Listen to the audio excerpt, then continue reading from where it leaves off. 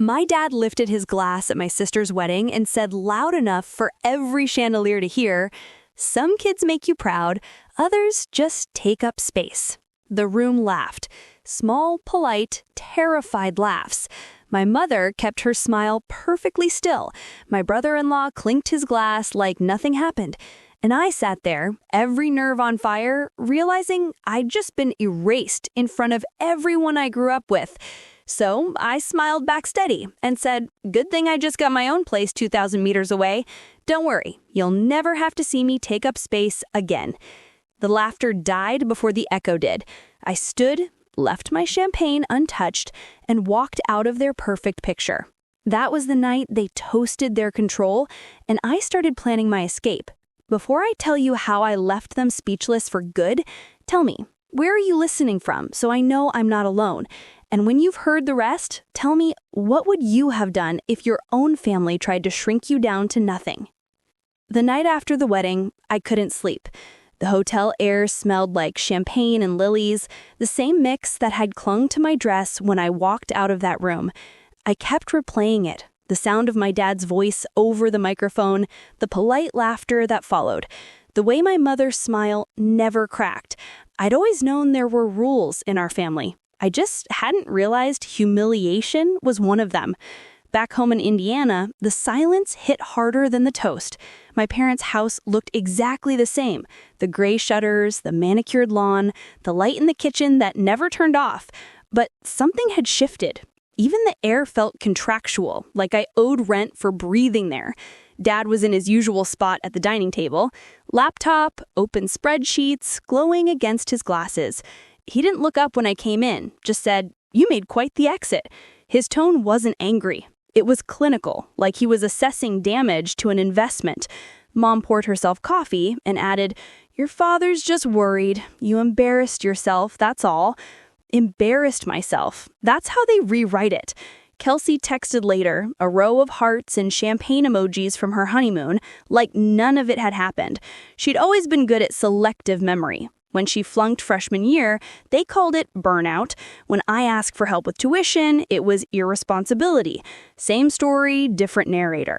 For years, I told myself they just didn't understand me, that one day I'd do something big enough, responsible enough, successful enough to make them see me as more than an obligation. But that night, sitting in my old bedroom surrounded by participation trophies and unpaid emotional debts, I realized they understood perfectly. They just liked the hierarchy the way it was. Dad once said to me, "If you want love, earn it." At 16, I thought it was wisdom. At 27, I finally saw the cruelty tucked inside. The love I kept trying to buy with hard work and obedience was already mortgaged to someone else. Kelsey, the daughter who never had to ask twice. The next morning, I made myself coffee in the same chipped mug I'd used since high school. I watched Dad head to the garage in his pressed shirt, Mom watering the plants I'd once killed by forgetting them for a week. It all looked so normal, and that terrified me more than the wedding ever did. Because if I stayed, I knew what would happen. They'd smooth it over, rewrite the night into a misunderstanding, and I'd be folded right back into the role they built for me. Useful, quiet, apologetic. But this time, I didn't apologize. I sat down at the kitchen table, opened my laptop, and started a new spreadsheet. It wasn't for them. It was titled Oxygen. 2 weeks passed before anyone mentioned the toast. That's how my family handled conflict, by starving it of oxygen until it learned to behave. In the group chat, Mom sent photos of Kelsey and her husband on the Amalfi Coast. Captions like, "Our bright girl living her dream." Everyone reacted with hearts and sparkles. No one tagged me. No one said a word about that night. It was like I'd been edited out of the family footage, trimmed for pacing. So I played along. I hearted a few photos, dropped a polite "looks amazing," the same way you clap for a magician when you already know the trick. Then I went back to my new ritual. Mornings were for work, afternoons for searching jobs in other cities, evenings for building what I called the escape fund. Every time Mom texted a guilt-laced question, "Have you talked to your sister?" I sold something, a stack of books, a dress I'd worn twice, an old camera. Each sale went straight into a private account named Oxygen. Every click felt like a breath. One night, Dad called. His tone was falsely gentle. Your mother says you've been distant. I almost laughed. I've been consistent. You just noticed. He paused, then said, "Don't be dramatic. Family's family." That line used to work on me. Not anymore. After we hung up, I opened the file on my desktop labeled Plans. Inside were job postings in Portland, Denver, Flagstaff, far enough to break the echo, close enough that I could still send postcards if I ever wanted to. Lucas called that same night. He'd been on the road for work for months, but he always checked in. "How are you holding up?" I hesitated. "I'm fine." He didn't buy it. Gianna, fine is what people say when they've stopped hoping it gets better. I didn't answer because he was right. I had stopped hoping, just not for the reason he thought. Later, I got a text from Naomi, his ex. The kind of text that looks friendly, but smells like intrusion. He says you've been thinking about moving. Portland suits you. I stared at it, fingers hovering over the screen, and then deleted it. I wasn't giving her or anyone space to narrate my life again. A few days later, Mom called, pretending to check on my health. "You sounded tired last time. You should rest." Then, like slipping a knife between ribs, she added, "Don't run away from family because of one bad night." Run away. That's what she'd call it. Not leaving, not saving myself, just running. That's when it clicked. I wasn't angry anymore. I was done negotiating. I opened Plans again and renamed it Exit. Then I booked an interview flight for Portland. The confirmation email hit my inbox like a heartbeat. The next morning, I walked past my parents' house, windows, glowing lawn, perfect curtains drawn tight, and realized something. They'd built a home that looked alive from the outside, but couldn't breathe. And I was finally learning how to. It happened faster than I expected. The collapse, the exposure, the quiet rage that followed. A week before my interview, I got a call from Kelsey. Her voice was thin, shaky. Not the golden girl confidence everyone worshipped. "He's been gone for days," she said. "He says he needs space." I heard a small, bitter laugh through the phone. Funny how men always use your own words against you. I didn't want to get involved, but I knew that tone. Defeat mixed with disbelief.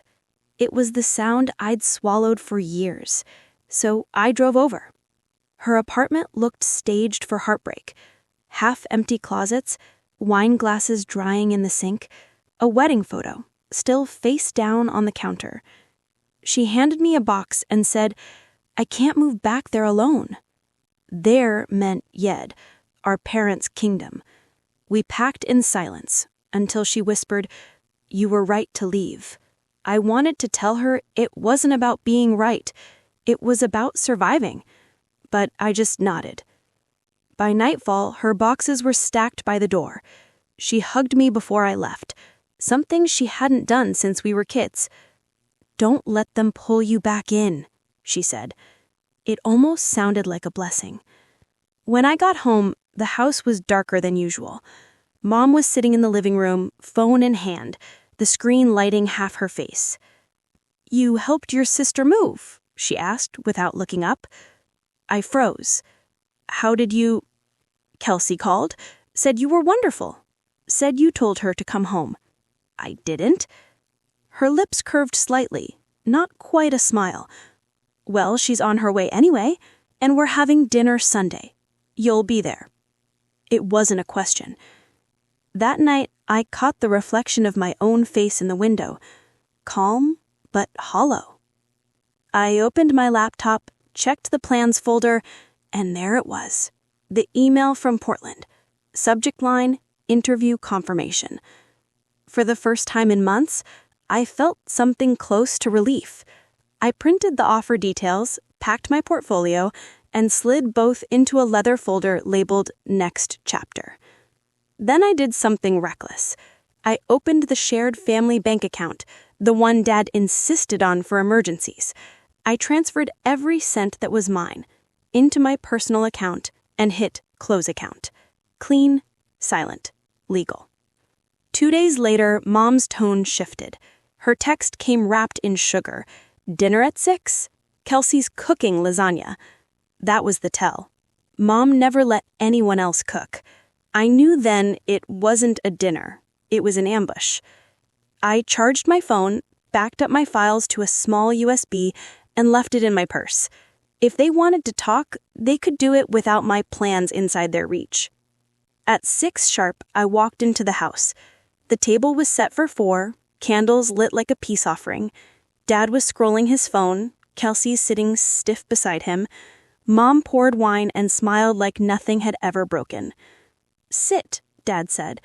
I did, but this time I wasn't the one on trial. The second I sat down, I knew. The air had that heavy artificial calm that always came before one of their talks. Candles flickered between us, the table perfectly staged like a photo shoot for forgiveness no one meant. Dad didn't look up from his phone when he started. "Your cousin Mia says you've been applying out west." His tone was soft, but his words were loaded, like bullets wrapped in politeness. I kept my voice level.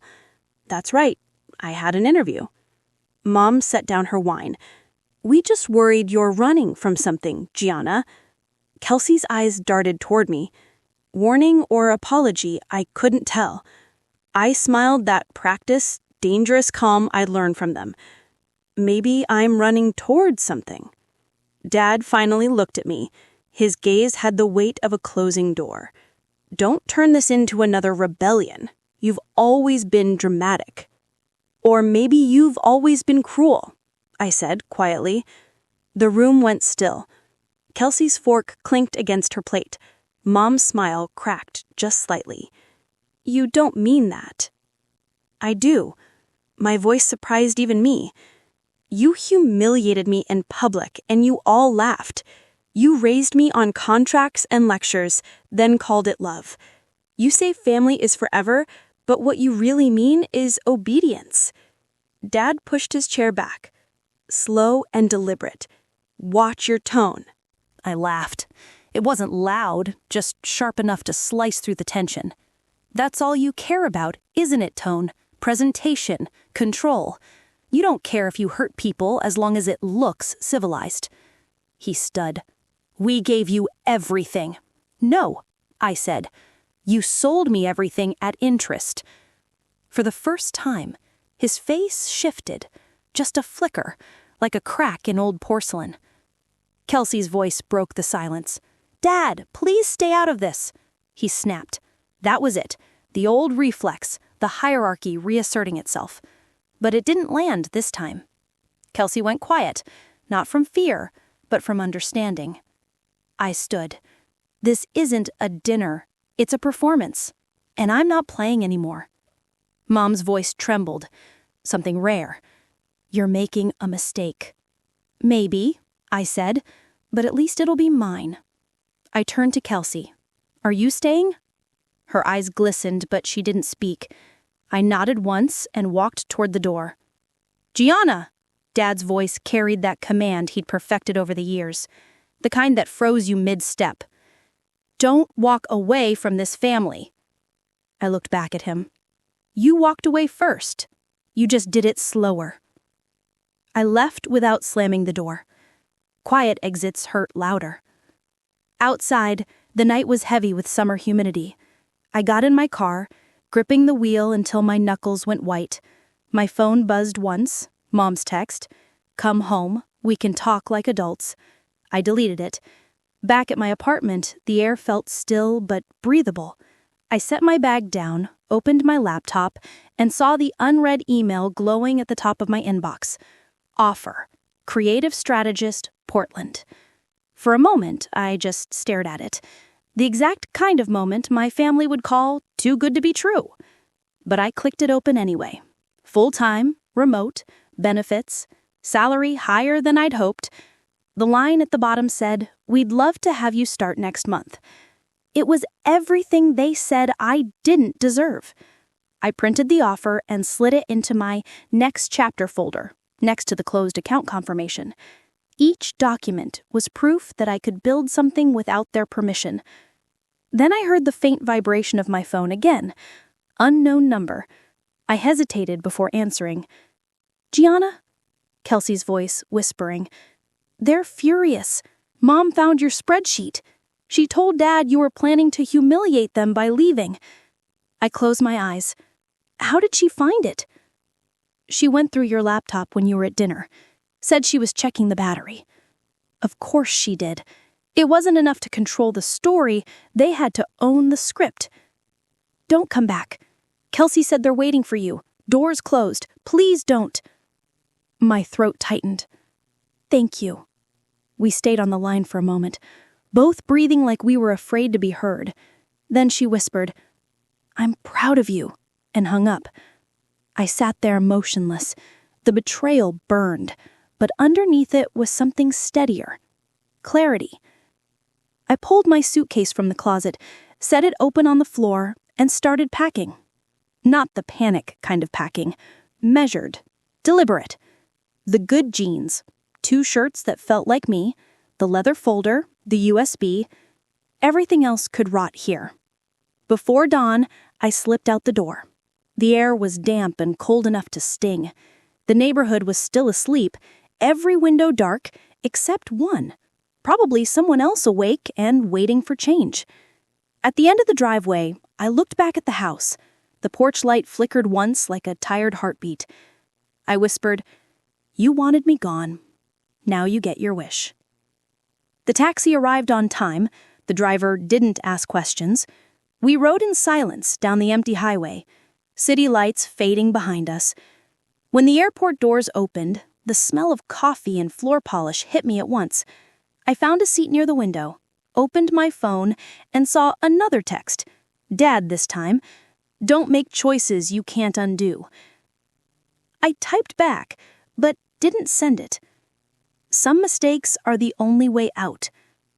Then I deleted it entirely. As the sun climbed, a voice announced my flight to Portland. I grabbed my bag, walked to the gate, and for the first time in years, felt no need to look over my shoulder. On the plane, as the engines roared to life, I closed my eyes. My father's words echoed again. Some kids make you proud, others just take up space.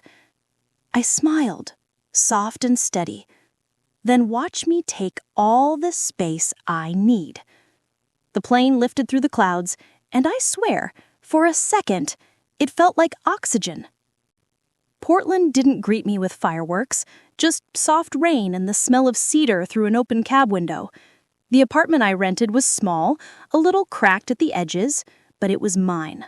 No rules taped to the fridge, no silent disapproval hanging in the air. The first night, I unpacked slowly, each folded shirt a quiet declaration, I'm here, I'm free. A week later, the agency officially welcomed me aboard. My boss called me steady and sharp, 2 words no one in my family had ever used about me. I started sleeping through the night again. The silence didn't feel like punishment anymore. It felt like peace. Then a voicemail came from Kelsey. Her voice was calm this time, lighter. I got the job in Chicago, she said. Mom cried, but it wasn't sadness. It was losing control. Thank you for showing me it's possible. I replayed it twice. Then I smiled.